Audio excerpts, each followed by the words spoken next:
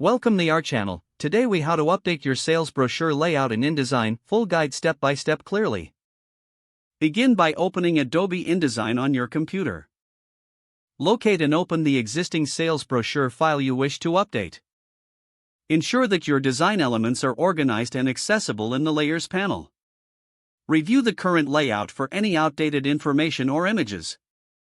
If needed, gather new images and updated text that will replace the old content.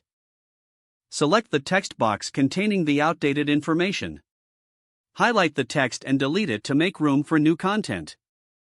Carefully type or paste the updated text into the text box. Adjust the font size, style, and color as necessary to match the overall design. Next, check any images that need to be replaced. Select the image frame and go to the File menu. Choose Place from the drop-down to insert a new image. Navigate to the folder containing your new images and select the appropriate file.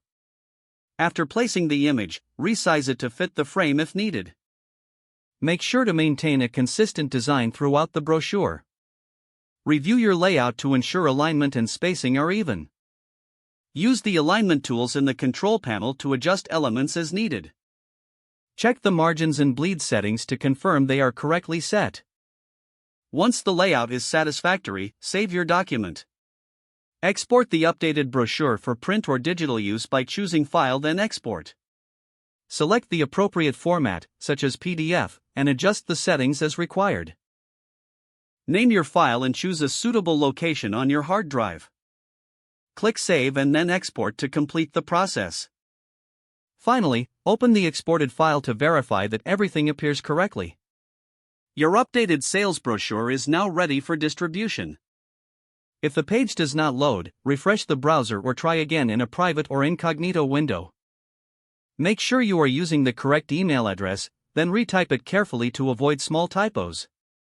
If your password is not accepted, use the reset option and create a new strong password you can remember. Check your spam folder for verification or security emails, then complete any requested confirmation steps.